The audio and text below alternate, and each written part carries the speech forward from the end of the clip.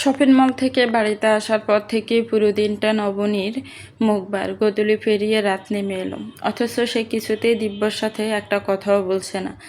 দিব্য অনেকবার যেচে কথা বলার চেষ্টা করেও ব্যর্থ হয়েছে। ম্যাডামের মনে অদ্ভুত রাগ জমে বসেছে। শোবার ঘরের বিশাল আলমারিটা খুলে ভেতরের সমস্ত জামা কাপড় বের করে বিছানার উপর জড়ো করেছে নবনী, যেন দুনিয়ার সমস্ত জরুরি কাজ এখন এই কাপড়গুলো ভাঁজ করার মাঝেই লুকিয়ে আছে। এক একটা শাড়ি, এক একটা জামা সে অদ্ভুত এক ক্ষোভ নিয়ে যাচ্ছে, কয়েকবার করে ভাঁজ করছে, আবার মন ফুতে না হলে পুরোটাই খুলে নতুন করে ভাঁজ করতে বসছে। আর সাথে চলছে ঠোঁট নেড়ে একা একা অবিরত বিড়বিড় করা। দিব্য ল্যাপটপটা কোলে নিয়ে সোফায় বসেছে ঠিকই, কিন্তু কিছুতেই স্ক্রিনে খেয়াল লেখায় মনোযোগ দিতে পারছে না। ওর সমস্ত ধ্যানে কেন্দ্রবিন্দু তখন বিছানায় বসে থাকা ওই মানুষই। ঘরের মেঝেতে ছোট্ট একটা টেবিল পেতে বসেছে দিয়া, তার চারপাশে ছড়িয়ে ছিটিয়ে আছে আর্টের খাতা আর রঙিন পেন্সিল। সে নিজের মনের রঙের খেলায় মেতে আছে।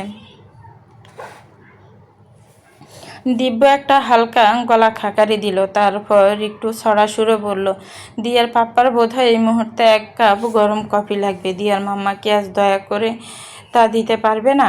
নবীনী কাপড়ের স্তূপ থেকে একবার তপ্ত চোখ তুলে তাকালো, কিন্তু পরক্ষণে এক ঝটকায় চোখ সরিয়ে নিল অন্যদিকে। বাড়ি গলায় বলল, দিয়া তোমার পাপাকে বলে দাও সে যাতে নিজের কফিটা নিজেই ম্যানেজ করে নেয়, নয়তো ওনার জীবনে অনেক বিশ্বস্ত লোক আছে, তাদের কাউকেই বলতে বলো। তবে হ্যাঁ, দেখো পরে যেন তারা আবার কফিতে বিষ-টিষ মিশিয়ে না দেয়।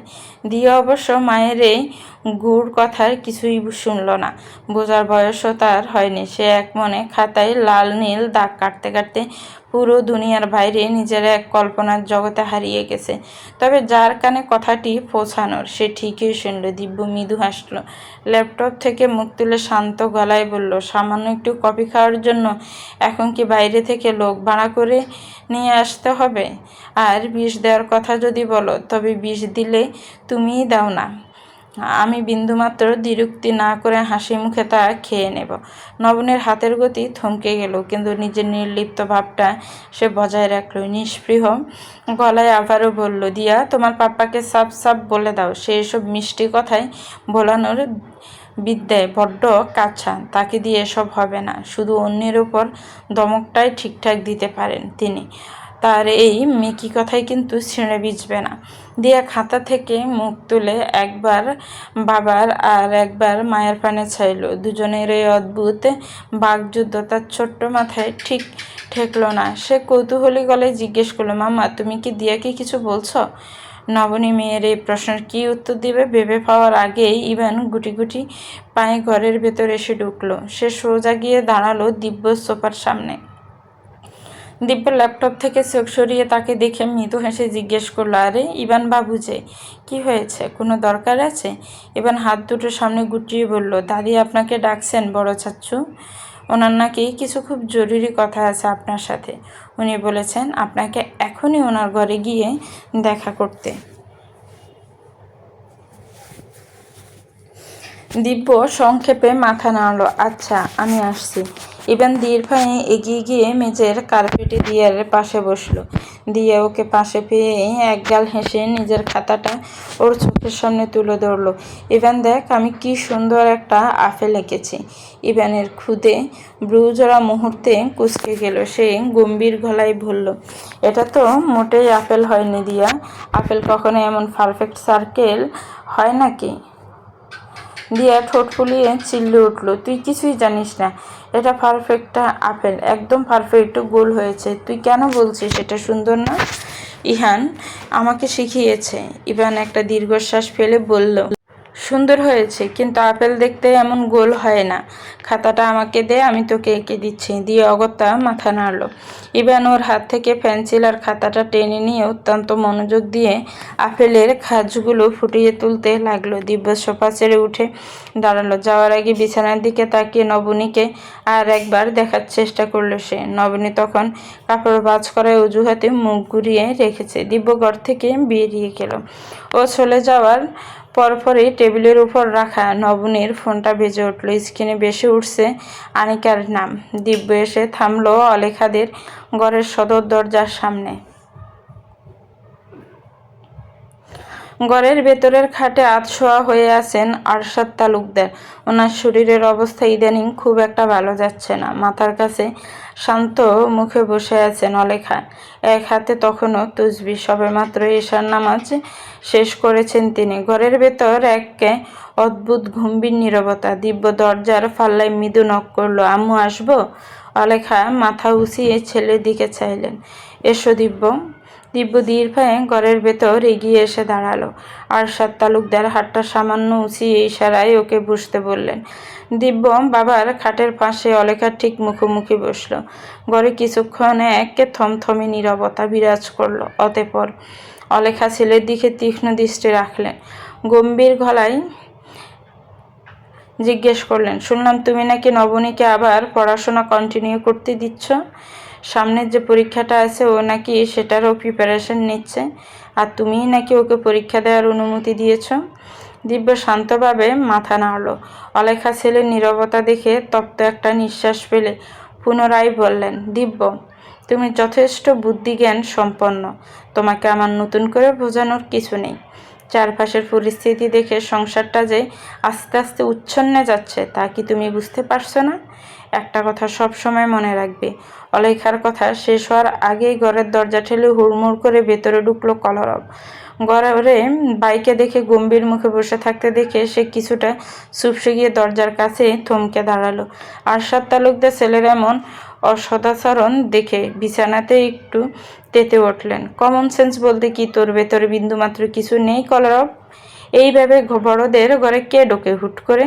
দরজা নক করতে কি তোকে নতুন করে শেখাতে হবে? কলরব কোনো ফাল্টা যুক্তি দিল না। অপরাধীর মতো চুপ করে দাঁড়িয়ে রইল। বাবার এই কড়া ধমকে মেজাজটা তার পুরোপুরি চটে গেল। অলেখা বললেন, তুমি চুপ করো তো একটু।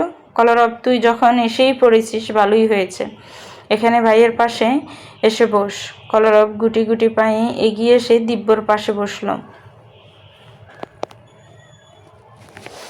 দিব্য মায়ের দিকে তাকিয়ে ধীর স্থির গলায় বলল, দেখো আম্মু, নমনীর পড়াশোনার জন্য তোমার এই বড় সংসারে কোনো কাজে বিন্দুমাত্র সমস্যা হবে না। এ ব্যাপারে তুমি নিশ্চিত থাকতে পারো। আমি আগেও বলেছি, আজও বলছি, আমি তোমার আশঙ্কার কথা বুঝতে পারছি আম্মু, কিন্তু আমার জায়গায় দাঁড়িয়ে আমিই বা কী করতে পারি বলো? ওর বয়সটাই বা কতটুকু? আমার মতো এক বাচ্চার সংসারী মানুষকে সে নির্দ্বিধায় বিয়ে করেছে। নিজের অনেক ভালো লাগা বিসর্জন দিয়ে আমার মেয়েকে একেবারে নিজের সন্তানের মতো আগলে বড় করছে। সারাক্ষণ ওর দেখাশোনা করছে। বিনিময়ে এই পরিবার বা আমার কাছে ও কী চেয়েছে বলো? জাস্ট নিজের পড়াশোনাটুকুই তো। আর ও যে ভবিষ্যতে বাইরে গিয়ে চাকরি বাকরি করবে এমনটাও নয়। জাস্ট গ্র্যাজুয়েট হওয়াটাই ওর জীবনে একটা ছোট্ট স্বপ্ন। আর ওর স্বামী হয়ে আমি যদি ওর জন্য এই সামান্যতম আবদারটুকু পূরণ না করতে পারি, তবে আমার এই পুরুষত্বের কী মূল্য রইল? হ্যাঁ ঠিকই তো, আমি ভাইয়ার সাথে 100 ভাগ সহমত। পাশে বসে থাকা কলরব হুট করে ফোড়ন কেটে উঠল। ওর মন্তব্যে ঘরের বাকি 3 জোড়া বিরক্ত চোখ মুহূর্তে স্থির হলো তার উপর। আরশাদ তালুকদার, অলেখা, এমনকি খোদ দিব্য ওর দিকে এমনভাবে চাইল যেন কলরব থতমত খেয়ে গেল। সে আমতা আমতা করে মুখটা নিচু করে নিল। অলেখা কলরবের উপর থেকে দৃষ্টি সরিয়ে বিরক্তি মাখানো গলায় দিব্যকে বললেন, তুই তো শুধু নবনীর দিকটাই দেখেছিস। দিব্য, মৌনিতার কথাটা ভেবেছিস? এই বাড়ির বাকি সব বউ মেয়েরা পড়াশোনা করবে, পরীক্ষা দেবে, আর ও ঘরে একা বসে থাকবে। ওর মনের ভেতরের পুরনোর ক্ষতটা কি এতে করে নতুন করে তাজা হবে না? ওর ভেতরে তো হিংসা আসবে, ক্ষোভ আসবে। আর একবার যদি মনে ক্ষোভ জন্মায়, তবে সংসারের রোজ ঝগড়াঝাটি শুরু হবে। শেষমেশ তিল তিল করে গড়ে তোলা আমাদের এই তালুকদার পরিবারটাই ভেঙে টুকরো টুকরো হয়ে যাবে। তখন কি হবে? সে দায় কে নেবে? দিব্য মায়ের আশঙ্কার বিপরীতে শান্ত গলায় বোঝানোর চেষ্টা করলো, মনিতার বিষয়টা সম্পূর্ণ আলাদা আম্মু। তাছাড়া ও যে পড়াশোনা ছেড়ে ঘরে বসে আছে, আমি আজও মনে মনে এটাতে চরম অখুশি। কাব্যর উচিত ছিল ওর পড়াশোনা বন্ধের সিদ্ধান্তের বিপক্ষে দাঁড়িয়ে ওর পাশে কথা বলা। তাছাড়া আমি তো বললামই, নবনী শুধু ওর গ্র্যাজুয়েশনটা শেষ করবে, ও কোনো ক্যারিয়ার করতে যাচ্ছে না। আমার মনে হয় ওই নিয়ে মনিতা কোনো দিন কোনো ঝামেলা করবে না। ও সমঝোতার আর অনেক ভালো একটা মেয়ে। কিছুক্ষণ চুপ রইলেন অলেখা। পরক্ষণেই তিনি বেশ ছড়া গলায় তপ্ত দৃষ্টিতে কলরবের দিকে তাকিয়ে বললেন, আর ছোটজন, তোমারও কি একই মত? তোমার বউয়ের বিষয়ে তোমার মতামতটা কে শুনি? সেই তো বাড়িতে আসার পর থেকে নতুন করে এই সবটা শুরু করেছে। তোমরা লায়ক হয়েছ, নিজেদের ভালো মন্দ বোঝো, তাই তোমাদের মূল্যবান মতামত তো আমাদের নিতেই হবে। কলরব মুখ তুলে চাইল। তার মাথায় এসবের কিছুই ঢুকছে না। নিজেরা পড়াশোনা করবে কি করবে না তা নিয়ে সে জীবনে কোনো দিন এত জটিল কিছু ভেবেছে নাকি? এখন এই মুহূর্তে আম্মুর এমন কড়া প্রশ্নের মুখে সে কি বলবে তাও বুঝে উঠতে পারছিল না। মূলত সে এসেছিল নিজের দরকারে, বাবার কাছ থেকে কিছু টাকা নিতে। কিন্তু এসে যে এমন বড় এক পারিবারিক বিপদে পড়ে যাবে তা জানলে সে জীবনেও আজ এই ঘরে চোখহাট মারাতো না। ছেলের এমন বোকা বনে যাওয়া আর নীরবতা দেখে আরশাদ তালুকদার বিছানা থেকেই আবারও ধমকে উঠলেন, কিরে, চুপ করে আছিস কেন? তোর মুখে কি বোমা পড়েছে, গাদা কোথাকার? তোর নিজের মতিগতিও তো ইদানিং আমার ঠিক মাথায় ঢুকছে না। অ্যাক্সিডেন্টের পর এখন তো দিব্যি সুস্থ হয়ে ঘুরে বেড়াচ্ছিস। কাল সকাল থেকে ঠিকঠাক অফিস যাবি, এটা আমার শেষ কথা। আর হ্যাঁ, এখন থেকে মাস শেষে তোকে নির্দিষ্ট একটা বেতন দেওয়া হবে। বেতনের কথা শুনে কলরব অবাক হয়ে বলল, বেতন দেবে মানে? তার মানে কি আমি আমার ইচ্ছে মতো টাকা খরচ করতে পারবো না? তোর বাপের কি এখানে কোনো চিরস্থায়ী জমিদারি আছে নাকি? তোর ভাই বাপ চাচা সবাই রক্ত পানি করে টাকা ইনকাম করেছে কি তোর এই খামখেয়ালি ইচ্ছে মতো উড়ানোর জন্য? আপাতত পুরো 1 বছর তোকে নির্দিষ্ট একটা বেতনেই চলতে হবে। যখন তুই নিজে পুরো বিজনেসের কোনো একটা বড় দায়িত্ব একা সামলাতে পারবি, তখন না হয় তোকে পার্টনারশিপে দেওয়ার কথা ভাববো। বাবার কথায় কলরব মুখটা কাছুমাছু করে ফেলল। অলেখা বললেন, তুমি এখন একটু চুপ করো তো কলরব দিব্য, আমি তোমাদের 2 ভাইকে পরিষ্কার করে বলছি, ভালো করে শুনে নাও। নবনী এখন মাঝপথে আটকে থাকা পড়াশোনা করতে চাইছে, ঠিক আছে, ও পরীক্ষাটা দিক পড়ুক, কিন্তু ও কোনো দিন বাড়ির বাইরে গিয়ে চাকরি করতে পারবে না। আর নিজানা, ওর এই পরীক্ষাটা শেষ হয়ে গেলেই ও আর উপরে পড়াশোনা কন্টিনিউ করবে না, এখানেই ইতি। আমার কথা তোমরা দুজনেই স্পষ্ট বুঝতে পেরেছ? এটাই এই বাড়ির সিদ্ধান্ত, আর এটাই আমারও শেষ কথা। নয়তো এই বুড়ো বয়সে এসে আমিও তোমাদের বাবাকে ডিভোর্স দিতে বাধ্য হব। অলেখা বেগমের মুখে ডিভোর্স শব্দটা শোনা মাত্রই আরশাদ তালুকদার খাটের উপর এক প্রকার দরফড় করে উঠে বসলেন। হতভম্ব হয়ে বললেন, তোমার কি মাথা খারাপ হয়ে গেছে অলেখা? ঘরে জোয়ান ছেলে পুলেদের সামনে এসব কি কথা বলছো তুমি? আমাদের এত বছরের সংসারে হঠাৎ ডিভোর্সের কথা কেন আসছে? আমি আবার কি করলাম? তুমি কি করনি? নিজের বোনের মেয়ের প্রতি অতিরিক্ত দরদ দেখাতে গিয়েই তো এই সংসারে আজ এত বড় সমস্যার সূচনা করেছো তুমি।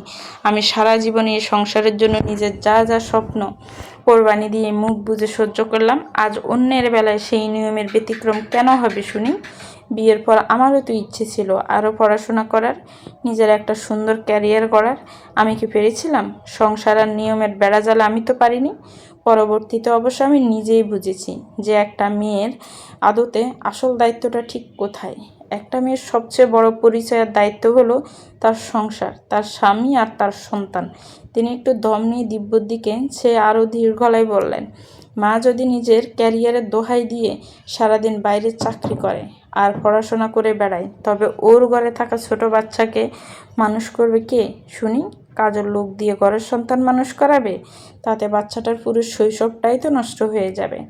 মায়ের কোল ছাড়া কেউ কোনোদিন একটা সন্তানকে সেই সুশিক্ষায় মানুষ করতে পারে না। আমি তো বলেই দিলাম, এটাই আমার শেষ কথা। এখন তোমরা দুজন আমার ঘর থেকে আসতে পারো। বিছানায় ফোন হাতে আধশোয়া হয়ে আছে কলরব। ওর চোখ মুখ গম্ভীর, কি যেন একটা গভীর চিন্তায় ডুবে আছে সে। নিজানা বেশ কিছুক্ষণ ধরে ওর হাবভাব বোঝার চেষ্টা করেও শেষমেশ কিছু ধরতে পারল না। এদিকে নিজানার নিজেরই এখন মাথায় হাত। সবজি কাটতে গিয়ে অসাবধানতাবশত নিজের ডান হাতের বুড়ো আঙুলটা বেশ খানিকটা কেটে ফেলেছে সে। ক্ষতটা থেকে এখনও তাজা। আর সবচেয়ে বড় বিপদ হলো কালকে কলেজে ওর একটা জরুরি প্র্যাকটিক্যাল অ্যাসাইনমেন্ট জমা দিতে হবে। সেখানে যেমন আঁকিবুকি কাজ আছে, তেমনই আছে লেখার ঝাক্কি। এই কাটা আঙ্গুল দিয়ে সে এখন কলমটাই বা ধরবে কীভাবে, আর রাখবেই বা কী করে? ওর এখন ইচ্ছে করছে নিজের মাথা চুল নিজে ছিঁড়তে। ঠিক তখনই ওর মনে পড়লো কায়েফের কথা। একটু আশার আলো পেয়ে নিজের চটপট বিছানা থেকে নিজের বই খাতা ড্রয়িং শিট তুলে নিয়ে ঘর থেকে বেরিয়ে গেল। কলর আর চোখও যা খেয়াল করলো, মুখে কিছু বলল না, আপন মনেই ফোন ঘাঁটতে লাগলো। কিছুক্ষণ পরেই নিজেরা গোমরা মুখখানা নিয়ে ঘরে ফেরত এলো। ওর এমন হতাশ অবয়ব দেখে কলরব ফোন থেকে চোখ তুলে জিজ্ঞেস করলো, কি হয়েছে তোর? এই মাঝরাতে এসব খাতাপত্র নিয়ে কই গিয়েছিলিস? নিজের হাতের জিনিসগুলো দফ করে বিছানার উপর রেখে ওর পাশে বসলো। বিরস মুখ করে ম্লান গলায় বলল, আমার হাতটা কেটে গেছে কলরব, আমি কলমই ধরতে পারছি না। অথচ কালকে কলেজে প্র্যাকটিক্যালের অ্যাসাইনমেন্ট জমা দিতে হবে। ভেবেছিলাম কায়েফের থেকে একটু সাহায্য নেবে, ও আমাকে একে লিখে দেবে, কিন্তু ওখানে গিয়ে দেখলাম ও নিজেই অফিসের এক গাদা কাগজপত্র নিয়ে ব্যস্ত হয়ে বসে আছে। এই ব্যস্ততা দেখে আর ডিস্টার্ব করতে ইচ্ছে করলো না, তাই চলে এসেছি। এখন আমি কি করব বলো তো? কথাগুলো বলতে বলতে নিজের অসহায়ত্ব সামলাতে পারল না নিজানা। ওর চোখ থেকে টপ টপ করে জল গড়িয়ে পড়ল বিছানার চাদরে। নিজানার এই কান্না দেখে কলরবের ভেতরে সুপ্ত রাগটা এক মুহূর্তে আরও ছড়ে গেল। এমনিতেই সে এক দুশ্চিন্তায় পাহাড় মাথায় নিয়ে বসে আছে, তার উপর আবার এই মেয়ের মাঝরাতের ঘ্যানঘ্যানানি। ওর ইচ্ছা করে নিজানার এই অতি আবেগে গেলে ঠাটিয়ে দুটো ছড় লাগিয়ে দিতে। বিরক্ত ও ছড়া গলায় বলল, এই তুই আবার কাঁদছিস কেন? হ্যাঁ, কথায় কথায় জ্ঞান জ্ঞানে কান্না ছাড়া জীবনে আর কি পারিস তুই? নিজানা দমক খেয়ে ওর দিকে ভিজে চোখে তাকালো, তারপর নাক টানতে টানতে বলল, আমি কি করব বলো? আমার কাছে এই পড়াশোনা, এই সংসার সব কিছু খুব কঠিন মনে হচ্ছে। আমি কিছুতেই একা সব সামলাতে পারছি না। ওর চোখের জল আর কাচুমাচু মুখটা দেখে কলরবের রাগটা কেমন যেন এক নিমেষে জল হয়ে গেল। একটা দীর্ঘশ্বাস ফেলে বিছানা থেকে উঠে বসলো। তারপর নিজানার ড্রয়িং শিটে আর কলমটা নিয়ে নিজের দিকে টেনে নিয়ে খ্যাপাটে গলায় বলল, আমার কাছে দে, আমি করে দিচ্ছি তোর অ্যাসাইনমেন্ট। যদিও আমি যা করব তা হয়তো তোর ওই পারফেকশনিস্ট মনের মতো অত নিখুঁত হবে না, তাও একদম জমা না দেওয়ার চেয়ে কিছু একটা জমা দেওয়া তো ভালো নাকি? আর দয়া করে এখন এই কান্নাটা বন্ধ করতো। দুনিয়ার একটা কাজও তো ঠিকঠাক করতে পারিস না, খালি ব্যাঁ ব্যাঁ করা ছাড়া। নিজানা দুই হাত দিয়ে চোখের পানিটুকু আলতো করে মুছে ফেললো। কলরব ড্রয়িং শিট আর লেখার টপিকগুলো এক নজর নিখুঁতভাবে দেখে টেকে নিয়ে বেশ গম্ভীর ভঙ্গিতে কলম আর স্কেল তুলে নিল। ওর এই শান্ত ও নিবিষ্ট চিত্তে কাজ করা দেখে নিজানা বিছানার এক কোণে বসে ভাবতে লাগলো, ছেলেটার আসলে হয়েছেটা কি? আজ এতটা গম্ভীর কেন সে? ওর এই এলোমেলো চুলের নিচে মস্তিষ্কের ঠিক কোন কুঠুরিতে কোন চিন্তাটা এমন করে ঘুরপাক খাচ্ছে? মনের কৌতূহল আর চেপে রাখতে পারল না নিজানা। নরম গলায় ডাকলো, কলরব, কি হয়েছে তোমার? কলরব আপন মগ্নতা থেকে এক প্রকার চমকে উঠল যেন। ওর লেখার হাতটা থমকে গেল। নিষ্প্রিয় গলায় বলল, কোথায় কি আবার হবে? কিছু হয়নি। নিজানাও চোখের দিকে চেয়ে প্রশ্ন করল, কিছু একটা তো নিশ্চয়ই হয়েছে। তোমাকে আজ এমন গম্ভীর লাগছে কেন? কলরব হাতের কলমটা খাতার উপর রেখে কিছুক্ষণ নীরবতায় ডুবে রইল। তারপর বলল, দেখ নিজানা, একটা মস্ত বড় বড় গাছ থেকে হাজার হাজার দেশলাইয়ের কাঠি তৈরি হয়, আবার ঠিক তেমনি একটা মাত্র সামান্য দেশলাইয়ের কাঠি কিন্তু 100টা বিশাল গাছকে এক লহমায় পুড়িয়ে ছারখার করে দিতে পারে কিনা বল? নিজানা ওর এই গম্ভীর ফিক্যাল কথাবার্তা শুনে সিরিয়াস হয়ে গেল। ওর চশমাটা নাকের উপর থেকে ঠিক নিয়ে মাথায় নিয়ে বলল, হ্যাঁ, তো তা অবশ্যই পারে। তো আমি আসলে বলছিলাম, এই মুহূর্তে আমার বেশ কিছু টাকা লাগবে, এটাই হলো আসল মেইন কথা। আর আমি যতদূর জানি তোর বাপের বস্তা বস্তা ভালো কালো টাকা আছে। তুই একটা কাজ কর না, তোর বাপকে গিয়ে বল না যে যৌতুক হিসেবে একমাত্র আদরের জামাই কি কিছু টাকা যেন দিয়ে দেয়। কথাটা শোনা মাত্রই নিজানার পুরো চোখ মুখ তীব্র বিরক্তিতে কুঁকড়ে গেল। এতক্ষণ ধরে সে মনে মনে ভাবছিল কলরব বোধহয় নিজের ভবিষ্যৎ ক্যারিয়ার বা জীবনের কোনো মস্ত বড় টানাপোড়েন নিয়ে এত সিরিয়াস কথা বলছে। ওর মুখ থেকে যে শেষমেশ এমন একটা ফালতু আর সস্তা রসিকতা বেরিয়ে আসবে তা সে স্বপ্নেও আশা করেনি। তবুও নিজানা বিরক্তিটুকু চেপে সরল গলায় জিজ্ঞেস করলো, কত টাকা লাগবে তোমার? আমাকে বলো, আমি আব্বুকে বলে সত্যি তোমাকে টাকার ব্যবস্থা করে দেব। কলরব খাতা থেকে মুখ তুলে তীক্ষ্ণ চোখে চাইল, তারপর বাঁকা হাসি ঠোঁটে ঝুলিয়ে বলল, তোর কি আমাকে আসলেই এত বড় ছোটলোক মনে হয়? আমি তোর বাপের থেকে টাকা নেব? সিরিয়াসলি? আমি কোন কথাটা সত্যি বলেছি আর কোনটা স্রেফ তোর সাথে মজা করেছি? তুই এর সামান্যতম তফাৎটুকুও বুঝিস না? নিজানা অসহায় দৃষ্টিতে ওর দিকে তাকিয়ে একটা দীর্ঘশ্বাস ফেলল। অভিমানী গলায় বলল, আমি সত্যিই তোমাকে কোনোদিন বুঝতে পারি না কলরব। তোমাকে বোঝা খুব কঠিন। কলরব মুখ তুলে তাকালো। নিজানা তখনও অপলক চেয়েছিল বিদায়। আবারও দুজনে চার চোখ এক হলো। কলরব নিজেই কেমন যেন একটু অপ্রস্তুত হয়ে চট করে চোখ সরিয়ে নিল। খাতার পাতায় আবার দৃষ্টি নিবদ্ধ করে উদাসীন গলায় বলল, আসলেই আজ অবধি এই দুনিয়ায় আমাকে কেউই ঠিকঠাক বুঝেনি। তুই আর নতুন কি বুঝবি? মাঝে মধ্যে আমি নিজেই তো নিজেকে বুঝে উঠতে পারি না। নে ধর, তোর অ্যাসাইনমেন্ট হয়ে গেছে। নিজানা খাতার পাতা দিয়ে তাকাতেই ওর চোখ দুটো চকচক করে উঠল। কলরবের করা নিখুঁত স্কেচ আর সুন্দর লেখার দিকে সে এসে এক প্রকার মুগ্ধ হয়ে বলল, ওয়াও কলরব, তুমি সত্যিই খুব সুন্দর আর্ট করো। নিজানা খুশি মনে খাতাটা নিজের দিকে টেনে নিতে গেলেই কলরব হাত দিয়ে ওটা আটকে ধরল। ঠোঁটের কোনো দুষ্টুমি মাখানো হাসি ফুটিয়ে বলল, কিরে, এত বড় একটা উপকার করলাম, আগে একটা ধন্যবাদ তো দিবি।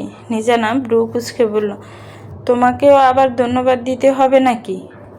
আচ্ছা, ধন্যবাদ দিতে না চাইলে একটা কাজ কর, তুই বরং একটা চুমু দে। নিজানা পুরো হা করে তাকালো ওর দিকে। কলরবের মুখ তখনও গম্ভীর, যেন কত বড় একটা পাওনা সে দাবি করেছে। কথাটা সে বরাবরের মতোই স্রেফ মজা করেই বলেছিল, কিন্তু ওর সেই গোর কাটার আগেই নিজের শুষ্ক উষ্ঠে একজোড়া নরম কম্পিত ঠোঁটের আচমকি স্পর্শ পেতেই তীব্রভাবে চমকে উঠল কলরব। মুহূর্তের জন্য ওর চারপাশ যেন থমকে গেল। এক অজানা তীব্র শিহরণে সর্বাঙ্গ শিরশির করে উঠল। বুকের ভেতরটা দপ করে ডেকে উঠল যেন। কাজটা করে ফেলার পর মুহূর্তেই যেন লজ্জায় আর সংকোচে হাওয়ায় বেগে বিছানা ছেড়ে উঠে চলে গেল টেবিলের উপর গিয়ে তড়িঘড়ি করে নিজের বই খাতাগুলো গোছাতে লাগলো। ওর ফর্সা গাল দুটো তখন তীব্র লজ্জায় রক্তিম হয়ে উঠেছে, হাত দুটো কাঁপছে থরথর করে। কলরব অবাক চোখে কিছুক্ষণ নিজানার পিঠের দিকে চেয়ে রইল। পরক্ষণে সেই বিছানায় দপ করে শীত হয়ে শুয়ে পড়ল। চোখ জোড়া গিয়ে ঠেকল ছাদের সিলিংয়ে। এক অদ্ভুত অচেনা অনুভূতিতে ছেয়ে গেছে ওর পুরো মন। আজকাল কেমন সব আজব হিসাব নিকাশের বাইরের জিনিস ঘটছে তার সাথে। নিজানা বই গোছানোর চলে আর চোখে অনবরত কলরবের প্রতিক্রিয়া লক্ষ্য করছিল। কিন্তু কলরবকে অমন নিষ্পৃহ আর উদাস হয়ে শুয়ে থাকতে দেখে ওর নিজের মনটা এক নিমিষে বার হয়ে এলো। সে ভেবেছিল কলরব হয়তো আগের মতো খ্যাপাটুকুনে রিয়েক্ট করবে, তাকে নিয়ে হাসাহাসি করবে, কিন্তু ওর এই নিস্তব্ধতা দেখে নিজানার মনে হলো ও কি তবে রাগ করলো। কিছুক্ষণ পর নিজের বুকের উপর আচমকা একটা ছোট্ট নরম শরীরের কোমল উপস্থিতি টের পেতে চমকে গেল কলরব। সে তখনও সিলিংয়ের দিকেই চেয়েছিল। নিজানা ততক্ষণে ঘরের মেন লাইটটা অফ করে দিয়ে এসে শুধু জিরো ওয়াটের নীল মায়াবী আলোটা জ্বলছে ঘরের কোণে। সেই গুটি গুটি পায়ে এসে কলরবের বুকের উপর নিজের মাথাটা ঠেকিয়েছে। কলরব এক চুলও নড়ল না। ওর বুকের ভেতর তখনও অশান্ত জ্বরের মতো কাঁপছে। তবুও সে চুপ করে রইল। নিজানা ওর এই দীর্ঘ নীরবতা অনেকগুলো ভুল আর আশঙ্কাজনক অর্থ খুঁজে পেল। অবুঝ মনে ওর চোখ দুটো আবার ভিজে এলো। কম্পিত গলায় বলল, আই এম সরি কলরব, আমার ওইভাবে কথা বলা একদম উচিত হয়নি। নীলসে আবছা আলো আধারে ঘরটা ডুবে আছে। প্রত্যুত্তরে বেশ কিছুক্ষণ পর কলরবের বাড়ি গলা ভেসে এলো। কিসের কথা বলছিস তুই? সেদিনের পর একবারের জন্য তুমি আমার কাছে আসোনি, এখনও রেগে আছো আমার উপর? এবারও বেশ কিছুক্ষণ কোনো প্রত্যুত্তর এলো না। ঘরের দেয়াল ঘড়িটার টিকটিক আওয়াজ যেন তীব্র হয়ে বাজতে লাগলো। নিজানা বার কয়েক মাথা সামান্য উঁচিয়ে কলরবের মুখের পানে চাইল, কিন্তু এই নীলসে আলোয় ওর মুখে তেমন কোনো স্পষ্ট প্রতিক্রিয়া বোঝা গেল না। নির্লিপ্ত আর উদাসীন মনে হলো তাকে। নিজানা নিজের ভেতরে ছটফটানি দমাতে আরও কিছু একটা বলতে যাচ্ছিল, কিন্তু ওর কথা ঠোঁটের কোণেই অব্যক্ত রেখে কলরব শান্ত গলায় বলল, আমি অসুস্থ ছিলাম। এই স্পষ্ট আর সাজানো মিথ্যাটা বুঝতে নিজানার মোটেও কষ্ট হলো না। বুকটা মুচড়ে উঠল ওর। আমি নিজ থেকে তোমার কাছে ফিরে এসেছি কলরব। দয়া করেছিস? কলরব আহত শোনালো নিজানার গলা। বুকটা ওর অভিমানে ভেঙে আসতে চাইল। কলরব একটা দীর্ঘশ্বাস ফেলে শূন্য সিলিংয়ের দিকে তাকিয়ে এক নাগাড়ে বলে চলল, তোর কি মনে হয় নিজানা, কথাগুলো এত সহজে বলার মতো? আমি তোকে সেদিনও বলেছিলাম, ঝড়ের আঘাতের চেয়ে কথার আঘাত অনেক বেশি তীব্র হয়, তা সহজে শুকায় না। হ্যাঁ, আমি মানছি, আমি নিজেও তোকে অনেক কথা বলেছি, তোকে কষ্ট দিয়েছি, কিন্তু অ্যাটলিস্ট আমি নিজের ভুলটা স্বীকার তো করি। আসলে আমার অনেক আগেই বোঝা উচিত ছিল আমি একটা আস্ত নির্বোধ। তুই বারবার মুখে বলেছিস তুই আমাকে অপছন্দ করিস, আমাকে ঘৃণা করিস। আমি তাও একটা নির্লজ্জ বেহায়ার মতো তোর সাথে আচরণ করেছি। তোর মতে জোর করে তোর উপর নিজের অধিকারের ফায়দা তুলেছি। সেই তুই সোজাসুজি মুখে আমায় ছোট করতে না পারলেও আচরণের মাধ্যমে রীতিমতো আমাকে ফিল করিয়েছিস যে আমি আসলে একটা। যাই হোক, আমি তোর উপর রেগে নেই, ভুলটা আসলে আমারই ছিল, সেটা আমি এখন স্বীকার করে নিজেকে ভালো মতো বুঝিয়ে নিয়েছি। আর পূর্বের সব কিছুর জন্য আমিও তোর কাছে সরি। তোর ইচ্ছা না হলে তুই আমাকে ক্ষমা করিস না, জোর নেই। কলরবের মুখের এই নিরাশ উক্ত কথাগুলো নিজানার বুকে তীরের মতো বিঁধল। কাল রাতে যে মানুষটার হাত ধরে সে অনন্তকাল পথ চলার কথা ভাবছিল, সে আজ কতটা দূরত্ব বজায় রেখে কথা বলছে। নিজানা ওর বুক থেকে মাথা তুলে প্রায় কম্পিত গলায় বলল, কেন বলছো এসব কথা? আমি তো নিজের ভুলের জন্য তোমার কাছে সরি বলেছি। ভুল তো তুমিও করেছিলে শুরুতে, আমি কি তোমাকে মনে মনে ক্ষমা করে দেইনি? সেদিনের পর তো বেশ অনেকগুলো দিন কেটে গেছে, আমরা কত স্বাভাবিকভাবে একসাথে আছি। আল্লাহ, আমি বিন্দুমাত্র বুঝতেই পারিনি যে তুমি মনের ভেতর এত বড় একটা অভিমান আর রাগ পুষে রেখে এভাবে নিজেকে গুটিয়ে রেখেছ। নিজানা সত্যি সত্যি কান্না পেয়ে গেল। সত্যি কোনো দিন তলিয়ে ভাবতে পারিনি যে হাসি খুশি তার আর খ্যাপাটে স্বভাবের এই ছেলেটা মনের ভেতরে এতটা কুঁকড়ে আছে। ভেবে দেখলে সেদিনের দুপুরে আঘাত করার মতো জঘন্য কথাটাই সে বলেছিল, অথচ তারপর অহংকারবশত একটা সরি বলার প্রয়োজন পর্যন্ত মনে করেনি। ও তো এত কিছু মনেই রাখেনি, বরং গত 24 ঘন্টায় মনে মনে বড্ড খুশি ছিল এটা ভেবে যে কলরবের সাথে তার দূরত্ব কমছে, সম্পর্কটা বুঝি এবার স্বাভাবিক হচ্ছে। কলরব ওর ভেতরের এই অস্থিরতা টের পেয়ে শান্ত গলায় বলল, আমি রেগে নেই নিজানা, তুই ভুল ভাবছিস। অনেক রাত হয়েছে, এবার ঘুমাতো, বালিশে গিয়ে ঘুমা। নিজানা ওর বুকের উপর থেকে মুখ তুলে ছলছল চোখে তাকালো। তুমি যা বলছো তা আমায় বিশ্বাস করতে বলছো? না করার কি আছে? আরে ভাল, আমি সত্যিই রেগে নেই। তাহলে প্রুভ করো। কিসের প্রমাণ যে তুমি সত্যিই রেগে নেই? আমি সত্যিই সরি কলরব। কলরব হালকা করে হাসল। ওর গলার স্বর থেকে সেই কঠিন কাঠিন্যটুকু এক নিমেষে কর্পূরের মতো উড়ে গেল। নিজানার মাথায় আলতো করে হাত রেখে বলল, বুঝতে পেরেছি। এত সিরিয়াস হচ্ছিস কেন তুই? আরে আমি স্রেফ একটু মজা করেছি তোর সাথে। এবার ঘুমা মা। নিজানা অবশ্য ওর এই মৌখিক আশ্বাসে পুরোপুরি শান্ত হতে পারল না। সে নিজের ভেতরে সমস্ত দ্বিধা আর আড়ষ্টতা এক ঝটকায় মারিয়ে দিয়ে আরেকটু নিবিড়ভাবে সেটে গেল কলরবের ছড়া বুকে। ওর গলাটা জড়িয়ে ধরল নিজের দু হাতে, তারপর কাতর আর মায়াবী চোখে চাইল কলরবের পানে। স্পষ্ট বোঝা গেল ওর চোখের মণিজোড়া আবেগে ছলছল করছে। কলরব একটা দীর্ঘশ্বাস ফেলল। অর্ধাঙ্গিনীর চোখের অব্যক্ত ইশারা আর ওর শরীরের উষ্ণতা বুঝতে মোটেও অসুবিধা হলো না তার। ভেতরের জমানো সব অভিমান, রাগ আর দূরত্বের দেওয়াল নিমিষে ভেঙে গুঁড়ো গুঁড়ো হয়ে গেল। শেষমেশ সে হার মানল তার এই অবুঝ রমণীর মিষ্টি জেদের কাছে। ওর কোমরটা নিজের শক্ত বাহু ডোরে টেনে নিতে নিতে কলরব ফিসফিস করে বলল, পরে মেজাজ খারাপ করলে লাথি দিয়ে নিচে ফেলে দেব বলে দিলাম। নিশীথ রাতের নিস্তব্ধতা গ্রাস করেছে চারপাশ। শোবার ঘরের মৃদু আলোয় নবনী বিছানায় শুয়ে দিয়াকে একের পর এক রূপকথার গল্প শুনিয়ে যাচ্ছে, কিন্তু সেই গল্পে পিচ্চিটার দু চোখের পাতায় এক হওয়ার বিন্দুমাত্র রক্ষণ নেই। কিছুতেই সে ঘুমাতে চাচ্ছে না। ওদিকে দিব্য শান্ত হয়ে পাশে শুয়ে থাকলেও ওর মনটা মোটেও শান্ত নেই। শপিং মলে সেই ঘটনার পর থেকে নবনীর ভেতরের রাগটা যে বিন্দুমাত্র কমেনি তা ওর থমথমে মুখ দেখে স্পষ্ট বোঝা যাচ্ছে। দিব্য কিছুতেই ভেবে পাচ্ছে না সামান্য একটা বিষয় নিয়ে এত রাগের কি আছে। বেশ কিছুক্ষণ পর দিয়া ক্লান্ত হয়ে মায়ের বুকে মাথা রেখেই গভীর ঘুমে তলিয়ে গেল। চারপাশটা আরও একটু নিঝুম হতেই দিব্য নিজের একটা হাত রাখল নবনীর নরম হাতের ওপর, কিন্তু স্পর্শটুকু পেতে নবনী এক জটকায় টান মেরে ওর হাতটা ছাড়িয়ে নিল। দিব্য এবার একটা দীর্ঘ তপ্ত নিঃশ্বাস ফেলল। নবনীর চোখের দিকে তাকিয়ে অনুনয়ের সুরে বলল, আর ঠিক কীভাবে কোন ভাষায় সরি বললে আপনি আমায় মাফ করবেন শুনি? এবার কি অভিমানের মাত্রাটা একটু বেশি হয়ে যাচ্ছে না তালুকদের গিন্নি? সকাল থেকে দেখছি শুধু মুখটাই বার করে আছেন। এভাবে চললে আমি কিন্তু এই ঘর ছেড়ে বাইরে গিয়ে অন্য কোথাও ঘুমাবো বলে দিলাম। দিব্যর মুখ থেকে ঘর ছেড়ে বেরিয়ে যাওয়ার এই আচমকি কথাটি শোনা মাত্রই নবনী চট করে ওর দিকে তাকালো। বুকটা কেঁপে উঠল। ওর এই চলে যাওয়ার প্রচ্ছন্ন হুমকিতে ভেতরের কঠিন রাগটা ফলকে কিছুটা নরম হয়ে এলো। মনে মনে তারও মনে হলো আসলে কি সে একটু বেশি বাড়াবাড়ি করে ফেলেছে। কিন্তু রাগ হলে যে ওর নিজের উপরও কোনো নিয়ন্ত্রণ থাকে না, সে কথাই বা বোঝায় কীভাবে? সে নিজের ভেতরের দুর্বলতাটুকু আড়াল করতে আমতা আমতা করে বলল, কি আপনি আমাকে ঘর ছেড়ে যাওয়ার হুমকি দিচ্ছেন? দিব্যর মুখের ভঙ্গি দেখে একটু বাঁকা হেসে বলিস, কি যে বলেন না ম্যাডাম, আমার কি এত বড় স্পর্ধা আছেন যে আমি আপনাকে হুমকি দেব? নাটক করবেন না একদম। নবীনের ঠোঁট উল্টে মুখ ফুরিয়ে নিতে চাইল। দিব্য আলতো করে দিয়ার মাথায় হাত রেখে ফিসফিস করে মনে করিয়ে দিল, আস্তে কথা বলেন, দিয়ে উঠে যাবে কিন্তু।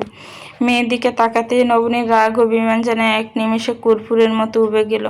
ওর চোখে মুখে বর করলো গভীর দুশ্চিন্তা। চিন্তিত আর আকুল গলায় বলল, আচ্ছা আপনি কি ইদানিং একটা জিনিস খেয়াল করেছেন? দিয়ে আজকাল রাত করে ঘুমাতে যায়, সারাদিন কেমন যেন একটা অরুচি, কিছুতেই ঠিকমতো খেতে চায় না।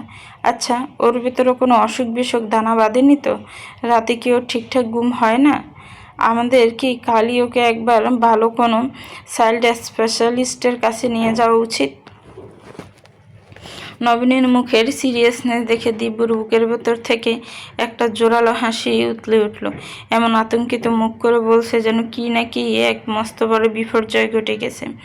তবে এই মুহূর্তে হাসলে যে ম্যাডামের রেগে যাওয়া ওই বারুদা বা দাউ দাউ করে জ্বলে উঠবে তা সে ভালো করেই জানে। তাই নিজেকে যথাসম্ভব সংযত করে ওর সমস্ত মান অভিমান এক নিমেষে চূর্ণ করে দিয়ে দিব্য একটানে নবনীকে নিজের ছড়া বুকের ভেতর জড়িয়ে নিল। নবনী এবার আর হাত পা ছুঁড়ে নড়ে চড়ে ওঠার কোনো চেষ্টা করলো না। ওর সমস্ত ক্লান্তি আর রাগ যেন ওই শক্ত বাহু ডোরে এসে শান্ত হয়ে গেল। নিজের শরীরটাকে আরও একটু গুটিয়ে দিয়ে দিব্য ছড়া বুকে নির্ভরতায় মুখ গুজল। দিব্য ওর মাথায় আলতো করে হাত বোলাতে বোলাতে বলল, তুমি যতটা ভাবছো তেমন কোনো বড় সমস্যাটা না ওটা। তাও তোমার মনের শান্তির জন্য আমি কালই একবার ভালো চাইল্ড স্পেশালিস্টের সাথে কথা বলে দেখব। তবে আমার ব্যক্তিগতভাবে কি মনে হয় জানো, ওর আসলে কোনো অসুখ হয়নি। ও একা হয়ে পড়েছে। এই মস্ত বড় বাড়িতে আরও একটা খেলার সাথী পেলেও একদম ঠিক হয়ে যাবে। দিব্যর এই প্রচ্ছন্ন ইশারা বুঝতে নবনীর এক মুহূর্ত সময় লাগলো না। সে বুকের উপর থেকে মাথাটা সামান্য উঁচিয়ে দ্বিধাগ্রস্ত গলায় বলল, আপনার খালি ওই এক বাজে কথা। একটা কথা শুনুন, আপনি প্লিজ আমার উপর রাগ করবেন না, কিন্তু আমি এই মুহূর্তে চাই না আমাদের জীবনে নতুন কেউ আসুক। দিব্য একটু অবাক হয়ে জিজ্ঞেস করলো, কেন নবনী, কি সমস্যা? দিয়ে এখনও ছোট, এখন যদি এমন কিছু হয় তবে বাইরের মানুষজন বাজে ভাববে। আশ্চর্য, এতে মানুষের বাজে ভাবার কি আছে শুনি? নবনী ম্লান হেসে বলল, আপনি পুরুষ মানুষ, আপনি সমাজ আর মানুষের ভেতরের এই কুৎসিত রূপটা বুঝবেন না। তোমার সত্যিই তাই মনে হয়? নবনী বলল, যদি বাড়ির আর বাইরের সবাই আমাদের কি বাজে নজরে তাকায়, আমার বিন্দুমাত্র ভালো লাগবে না, খুব খারাপ লাগবে তখন। কিন্তু তোমার হঠাৎ এমনটা মনে হওয়ার কারণ কি? নবনী নবনী একটু চুপ করে রইল। তারপর নিচু স্বরেই বলল, আমাদের বাড়ির ঠিক পাশে একটা ভাইয়ার স্ত্রী মারা যাওয়ার পর তিনি পরিবারের চাপে আবার বিয়ে করেছিলেন। ওর প্রথম পক্ষের একটা মাত্র 3 বছরের ছোট ছেলে ছিল। তো বিয়ের ঠিক 2 মাসের মাথায় নতুন ভাবি যখন ওনাদের পরিবারে আবারও মা হওয়ার খবরটা দিল, তখন ওই ভাইয়া সহ বাড়ির সবাই রেগে গিয়েছিল। ভাইয়া নাকি কয়েকদিন অবধি নতুন ভাবির সাথে একটা কথাও বলেনি, ওনাকে অবহেলা করেছিল। আপনি কি কি তখন ওনাদের মতো আমার উপর এমন রাগ করবেন না? নবনীর আশঙ্কার কথা শুনে দিব্যর বুকের ভেতরটা কেমন যেন মসুর দিয়ে উঠল। মেয়েটা যে মনের ভেতর কতটা ভয় আর সমাজ লজ্জার দেয়াল বয়ে বেড়াচ্ছে তা এই একটা কথাতেই স্পষ্ট হয়ে গেল। দিব্য নবনীর কপালে নিজের ঠোঁট দুটো ছোঁয়ালো, তারপর বলল, তুমি কি আস্ত একটা পাগল নবনী? সত্যি কি তোমার এই দিব্য তালুকদারকে এই সংকীর্ণ মনা পুরুষগুলোর মতো মনে হয়? নবনীর চোখ দুটো তখন সামান্য ছলছল করছে। সে দিব্যর বুকের উপর হাত রেখে নিচু স্বরে বলল, আমি জানি, কিন্তু এটাও জানি আপনি দিয়াকে কতটা ভালোবাসেন। ভেবেছিলাম আপনি এসব নিয়ে সবসময় স্রেফ মজাই করেন। দিব্য ওর কোমর জড়িয়ে থাকা হাতের বাঁধনটা আর একটু নিবিড় করলো, ঠোঁটের কোণে আশ্বস্ত করা হাসিটা ফুটিয়ে বলল, তুমিও সব ফালতু সমাজ আর লোকলজ্জার কথা একদম ভাববে না তো।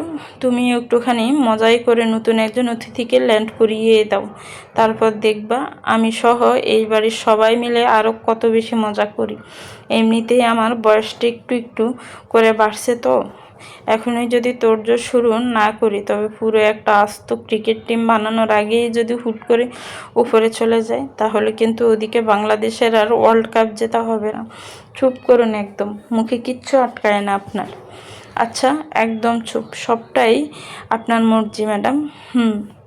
নবনীর বুকে নিজের মুখটা আরেকটু ভালোভাবে গুজে দিয়ে শান্ত হলো। কিছুক্ষণ ঘরের ভেতর একটা নীরবতা বিরাজ করলো। কেবল দুজনের নিঃশ্বাসের ওম একে অপরকে ছুঁয়ে যাচ্ছিল। হঠাৎ দিব্য গম্ভীর গলায় বলল, আচ্ছা নবনী, একটা কথা খেয়াল করেছো? তুমি ইদানিং কিন্তু বেশ খানিকটা মোটা হয়ে গেছো। কথাটা শোনা মাত্রই নবনী জট করে বুক থেকে মাথা তুলল। ওর ফর্সা কপালে কৃত্রিম রাগের একটা কুঁচকানো বাজ ফাল্টা জবাব দিল, তাই নাকি? আর আপনি যে দিনকে দিন আস্ত একটা বুড়ো হয়ে গেছেন তা খেয়াল করেছেন? দিব্য পুরো আকাশ থেকে পড়ার ভঙ্গি করল, নিজের গাল হাত দিয়ে ছুঁয়ে বলল, কি আশ্চর্য, আমাকে তোমার কোন দিক দিয়ে বুড়ো মনে হয়? আজব তো, সব দিক দিয়ে, বিশেষ করে বয়সের দিক দিয়ে। আমার থেকে কত বছরের বড় আপনি হিসাব আছে? নবনী বিজয়ী হাসির ছোঁয়া ঠোঁটে ঝুলিয়ে ওর চিবুক ছুঁয়ে দিল। দিব্য বলল, তাই? এত বড় কথা? দাঁড়াও, কালকেই শীট মাস্কগুলো 3টে একসাথে মুখে লাগাবো, দেখবা একেবারে 20 বছরের হয়ে গেছি, তোমার সামনে গুড়গুড় করছি। নবনী খিলখিল করে উচ্চস্বরে হেসে উঠল। শান্ত নিঝুম মাঝরাতে ওর সেই অনাবিল খুশির হাসির তোপে দিব্যর পুরো ছড়া শরীরটা কাঁপতে লাগলো। নবনীকে ওভাবে হাসতে দেখে দিব্যর নিজের ঠোঁটেও কোন গলে গেল, একরাশ অকৃত্রিম প্রশান্তির হাসি বেরিয়ে এলো। ওর জড়িয়ে থাকা বাহুডোরের ভেতর হাসতে থাকে এই অপরূপা রমণীর, আর পাশে নিশ্চিন্তে ঘুমিয়ে থাকা ছোট্ট দিয়ার দিকে তাকিয়ে দিব্যর মনে হলো, এই মুহূর্তে বোধ হয় এই মস্ত বড় পৃথিবীর সবচেয়ে সুখী মানুষটা সে নিজে। জীবনের কণ্টকার্নিজ পথ পেরিয়ে এমন একটা মুহূর্তে আর এমন একটা ভালোবাসায় জড়ানো সিমসাম নিখুঁত জীবনের স্বপ্ন সে সবসময় নিজের মনে অবচেতনে রেখে এসেছে। কিন্তু অতীতের সে ঝড় ঝাপটা পার করে তা যে আদতে কোনো দিন সত্যি সত্যি ওর হাতের মুঠে এসে ধরা দেবে তা সে কখনো ভাবেনি। ব্যাস, এই এক টুকরো শান্ত পৃথিবী আর এর বুক ভরা ভালোবাসার মাঝেই বোধহয় দিব্য তালুকদারের জীবনের পরম পাওয়া। সব কিছুর পূর্ণতা মিলে গেল, আর কিছু চাওয়া নেই এই এই নশ্বর জীবনের কাছে। ভোরের নরম আলো জানালার পর্দাগুলো ঘরের মেঝেতে এসে পড়ছে। ঘুমের ঘরে হঠাৎই নড়েচড়ে উঠল কলরব। আদৌ জাগরণের নিজে খুব কাছে একটা অতি চেনা শরীরের কোমল উষ্ণতার শান্ত হৃৎপিণ্ডের দগদগ আওয়াজ অনুভব করতে পারল। জোর করে চোখের পাতা মেলতেই চোখের সীমানায় ধরা দিল ঘুমন্ত নিজানার এক অপরূপ মুখচ্ছবি। ওর অবাধ্য রেশমি চুলের অবিন্যস্ত কিছু গোছা মুখের অর্ধেকটা ঢেকে রেখেছে। নিজানা নিশ্চিন্তে কলরবের গলার ঠিক কাছটায় মাথা গুজে ঘুমিয়ে আছে। কলরব এক পলকের জন্য পুরোপুরি থমকে গেল। ওর চঞ্চল চোখ জোড়া যেন এই স্নিগ্ধ রূপ থেকে আর সরতে চাইল না। ঘুমন্ত নিজানাকে এই প্রথম ওর এতখানি মায়াবী আর শান্ত মনে হলো। সেই নিজের হাতটা বাড়িয়ে আলতো করে কাপা আঙ্গুলে ওর মুখের উপর অবাধ্য ভাবে পড়ে থাকা চুলগুলো আলগোছে কানের পিছে গুজে দিল। ঠিক তখনই আচমকা নিজানা ঘুমের ঘুরে ওর হাতটা বাড়িয়ে কলরবের কোমর জড়িয়ে ধরে আর একটু নিবিড়ভাবে সেটে গেল ওর সাথে। কলরবের ঠোঁটের কোণে এক সিলতে অকৃত্রিম হাসির রেখা ফুটে উঠল। ঠিক সেই মুহূর্তে দরজায় সশব্দে করাঘাত করল কেউ।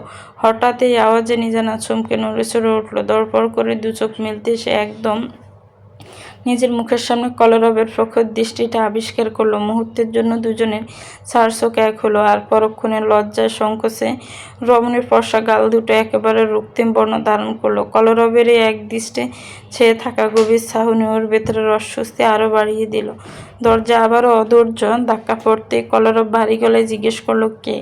নিজানা লজ্জার ছোটে ওর কথার কোনো প্রত্যুত্তর দিতে পারল না। তড়িঘড়ি করে বিছানা থেকে উঠে দরজাটা খুলল। দরজা খুলতেই ওপাশে দিব্যকে দাঁড়িয়ে থাকতে দেখে সেই মুখে হাসি ফুটিয়ে বলল, গুড মর্নিং ভাইয়া। দিব্য ওর মাথায় আলতো করে হাত রেখে স্নেহ সুরে বলল, গুড মর্নিং। কলরব কোথায়? এখনও ঘুম থেকে উঠেনি। নিজানা আমতা আমতা করে বিছানার পানে ছেয়ে কিছু একটা বলতে নিতেই দেখলো কলরব এতক্ষণ দিব্যি জেগে থাকা সত্ত্বেও এখন চাদর মুড়ি দিয়ে আস্ত এক কুম্ভকম্বের মতো ঘুমানোর ভান করে পড়ে আছে। ও যে নিখুঁত একটা নাটক করছে তা নিজানা খুব ভালো করেই বুঝলো। দিব্য আর দরজায় দাঁড়িয়ে না থেকে হন হন পায়ে ঘরের ভেতর ঢুকে সোজা গিয়ে দাঁড়ালো বিছানার পাশে। কম্বলের ওপর দিয়ে কলরবকে একটা মৃদু ধাক্কা দিয়ে বেশ গম্ভীর ও ছড়া গলায় ডাকলো, কলরব, অনেক নাটক হয়েছে তোর, এবার উঠ, নিচে তোকে খোঁজার জন্য থানা থেকে পুলিশ এসেছে। নিজানা অবাক হয়ে বড় বড় চোখে চাইল। দিব্যর কথা শুনে কলরবের মুখের ঘুমের বান এক মুহূর্তে উবে গেল। সে কম্বলটা এক ঝটকা সরিয়ে মুখটা বের করে নির্লিপ্ত ভঙ্গিতে বলল, তার নিচে পুলিশ এসেছে তো আমাকে ডাকছো কেন ভাইয়া? ওদের জন্য চা নাস্তা বানানো কি আমার কাজ নাকি? বাড়ির কোনো মহিলাকে বলো নাস্তা বানিয়ে দিতে, ওদের ড্রয়িং রুমে বসতে দাও। দিব্যর কপাল কুঁচকে চোখ রাগে লাল হয়ে উঠল। সে দাঁতে দাঁত পিষে বলল, আর একটাও যদি ফালতু কথা বলেছিস তাহলে খুব খারাপ হবে কলরব। ওরা এখানে চা নাস্তা খেতে আসেনি, তোকে অ্যারেস্ট করতে এসেছে, ইডিয়েট কোথাকার। ওদের কাছে প্রপার অ্যারেস্ট ওয়ারেন্ট আছে। এখন সাপ সাপ বল, ব্যাকগ্রাউন্ডে কী জঘন্য কীর্তি ঘটিয়েছিস তুই? কলরব এমন ভান করলো যেন সে আস্ত আকাশ থেকে মাটিতে আছড়ে পড়েছে। শোয়া থেকে চট করে উঠে বসে হতভম্ব আর বেবাচাকা খাওয়া গলায় বলল, আমাকে ধরতে এসেছে? কিন্তু কেন? আমি আবার কি করলাম? সেটা তুই আমার চেয়ে ঢের ভালো জানিস।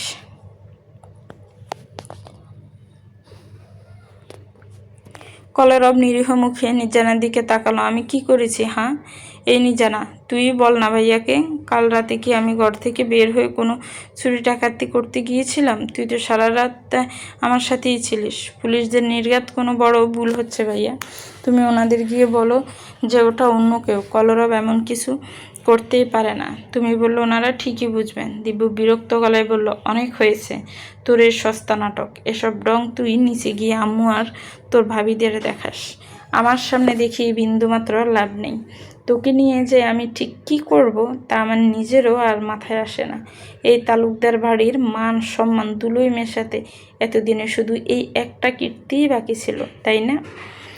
বেশি কথা না বাড়িয়ে দ্রুত নিচে চল আমার সাথে। কলরব বড্ড কাছুমাছু মুখ করে ঠোঁট উল্টো বিড়বিড় করতে করতে বিছানা থেকে নামলো। ওর হাবভাব দেখে মনে হচ্ছে সে যেন অতি বড় এক নির্দোষ বালক যাকে জোর করে ফাঁসানো হচ্ছে। ওদিকে নিজানার বুকের ভেতরটা তখন দুরু দুরু করে কাঁপছে।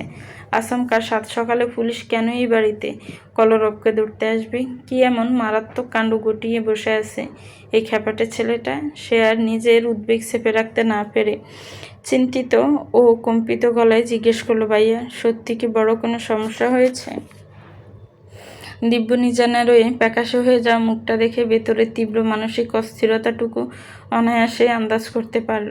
ছোট ভাইয়ের উপর রাগ থাকলেও এই মেয়েটার মুখের দিকে চেয়ে সে নিজের গলার স্বর কিছুটা নরম করলো। ঠোঁটের কোণে সামান্য একটু হাসি ফুটিয়ে বলল, তুই অযথা ভয় পাস না নিজানা, বোধহয় তেমন বড় কোনো সমস্যা না। তাছাড়াও ও যখন নিজেই বলল সে তেমন কিছু করেনি, এখন এই কথাটা সত্যিই প্রমাণিত হলেই ভালো। চলবে তো ভিউয়ার্স, গল্পটার এই পর্ব কেমন লেগেছে একটি কমেন্টস করে জানাবেন। গল্পটা ভালো লাগলে একটি লাইক করবেন, গল্পটাকে শেয়ার করবেন, আর আমার চ্যানেলকে সাবস্ক্রাইব করবেন। যারা অলরেডি সাবস্ক্রাইব করে রেখেছেন তাদেরকে অনেক অনেক ধন্যবাদ। ভালো থাকবেন, সুস্থ থাকবেন, আমার চ্যানেলের সাথেই থাকবেন। আল্লাহ হাফেজ।